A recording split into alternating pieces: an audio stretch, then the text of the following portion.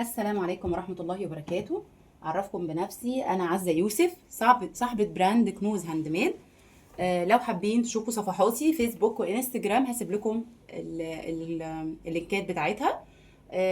كتير طلبوا مني لسلسلة فيديوهات لتعليم المكرمية للمبتدئين، وحبيت بصراحة أعملها بطريقة مبسطة وسهلة، بحيث إن هي ما تبقاش تقيله، وخصوصا على المبتدئ، لان المبتدئ بيبقى عايز خطوات بسيطه وسهله يقدر ان هو يكررها.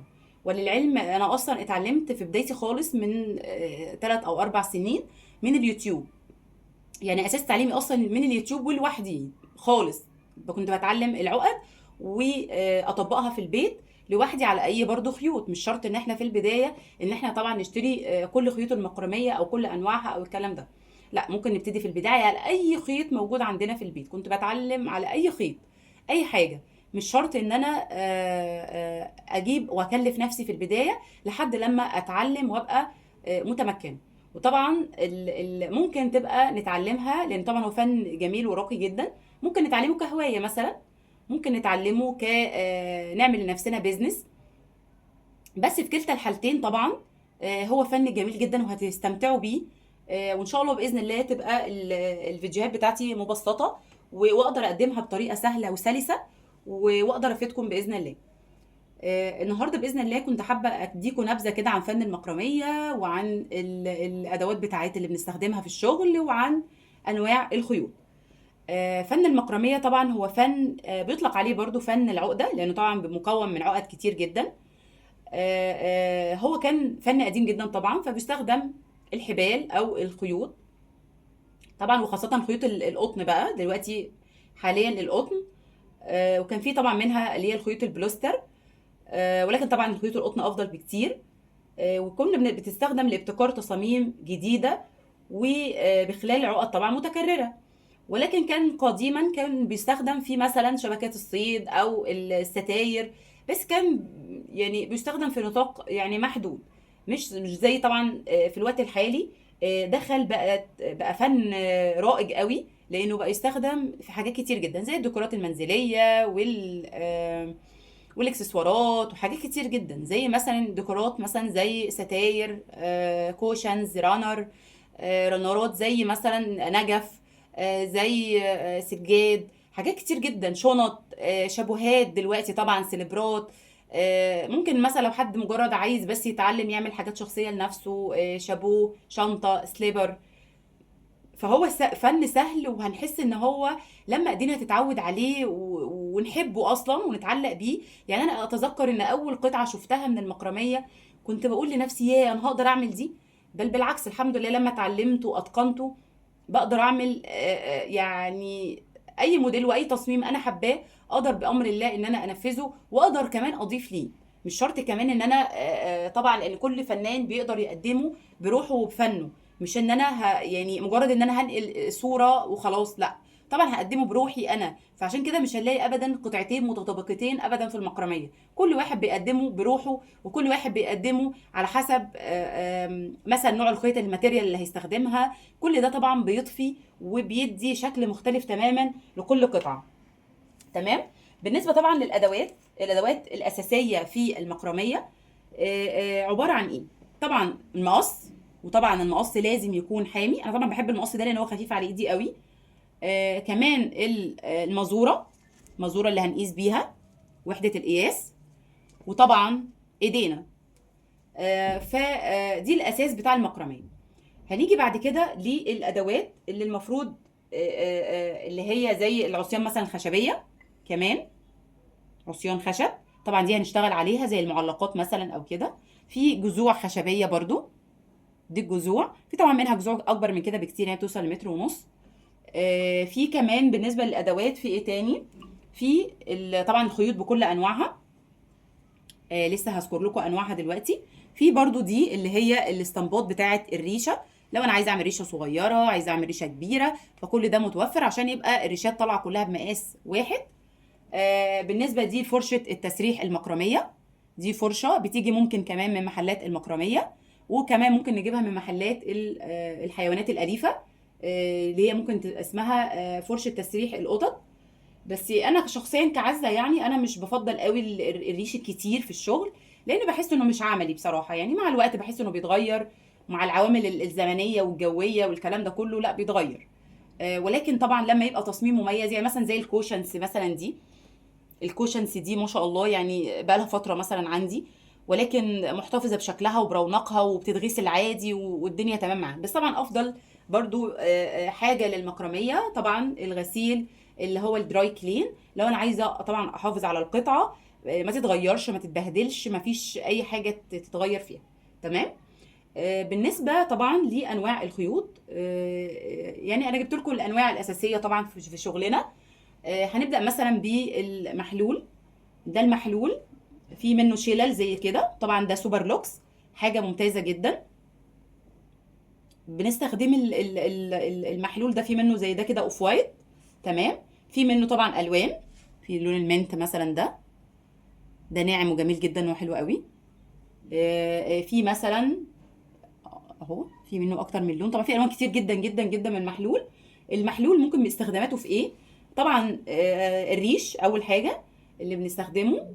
في كمان ممكن نستخدمه في المكرميات اللي باسم البيبي اللي هي السحابات. ممكن مثلا نعمل بيها بعض المعلقات البسيطه، بس انا بصراحه مش بفضل المشاريع الكبيره بالمحلول بصراحه، يعني حاجات بسيطه منه. ولكن الاساس بتاعه بحس في الريش او في المعلقات البسيطه الصغيره يعني، او في مثلا دريم كاتشر برضو اي حاجه شراشيب مثلا عايزه تسرحها، هو سهل جدا جدا جدا في التسريح بصراحه، مش متعب خالص. تمام. ده بالنسبه للمحلول، وفي منه الوان كتير جدا. تمام. نسيت برضو اوريكم الجنشات دي. الجنشات دي عشان نعمل منها ان شاء الله ميداليات مع بعض، بيجي منها برضو الاشكال دي.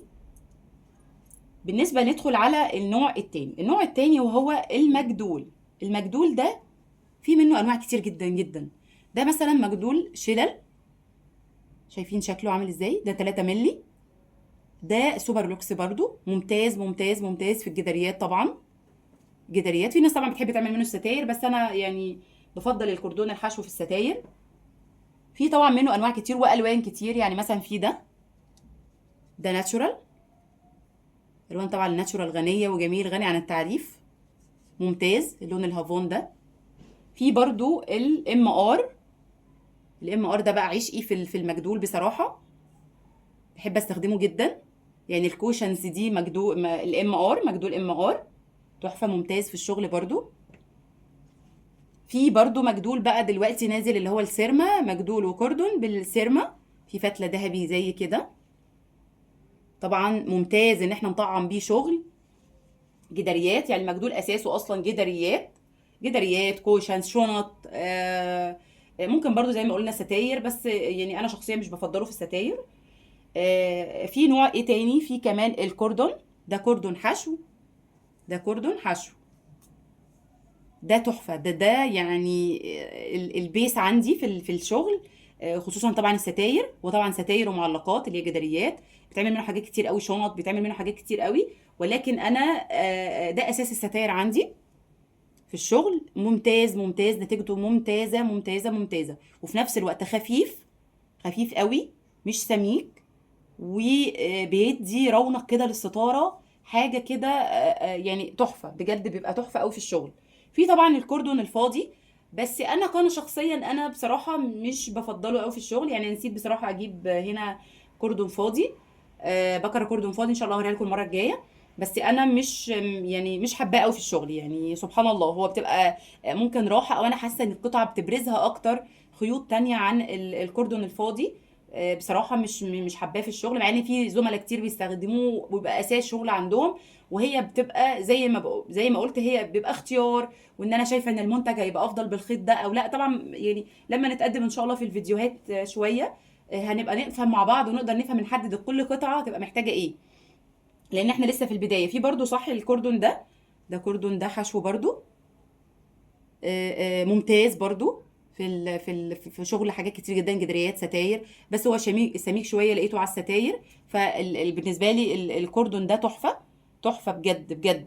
لو عايزين برضو الانواع والاسماء بتاعتهم اكتبوا لي في الكومنتات. لو عايزين معلومه معينه او سؤال معين اكتبوا لي برضو في الكومنتات وهرد عليكم. ولو عايزين ننفذ مع بعض اي مشاريع برضو خاصة عادي اكتبوا لي في الكومنتات برضو، وحابين نقدم ايه في سلسلة الفيديوهات دي. انا حبيت اول سيشن بس نتعرف على بعض ونتعرف على المكرمية وانواع الخيوط والادوات اللي بنستخدمها. وان شاء الله في الفيديوهات اللي جايه، في السيشنات اللي جايه هقدم لكم انواع بقى طبعا العقد المكرميه. عندنا عقده التثبيت، عقده المربعه، العقده المزدوجه، في النص مزدوجه، في عندنا انواع كتير جدا، ولكن دول طبعا الاساس. فان شاء الله باذن الله شرحي يكون مبسط، ونقدر ان احنا اوصل لكم اللي انا يعني انا نفسي تتعلموا بصراحه لوحدكم زي ما انا اتعلمت. يعني زي ما انا اتعلمت كده، انا حاسه ان انا اخدت السلم كده واحده واحده واحده لما وصلت الحمد لله للاحتراف. وده طبعا بعد تعب وشغل كتير على نفسي الحمد لله، ونفذت قطع كتير مختلفه، اللهم لك الحمد. لو عايزين طبعا تشوفوها هتلاقوها اللينك الصفحات الفيسبوك والانستجرام على هسيبها لكم. ان شاء الله تدخلوا وتنوروني طبعا. آم، وطبعا لو عجبكم المحتوى اللي بقدمه، ومش شرط طبعا للمبتدئين بس، ممكن لو حد متعلم العقد الاساسيه ونفسه يطور من نفسه ونفسه يفتح بيزنس لنفسه ويبقى مشروع مش شرط هوايه بس، فطبعا يتابعني وده شرف ليا طبعا. ولو المحتوى عجبكم طبعا ما تبخلوش بقى باللايك والشير، ونفعل زر الجرس عشان يصلكم منا كل جديد. وشكرا ليكم، وانتظروني في الفيديوهات الجايه ان شاء الله. السلام عليكم ورحمه الله وبركاته.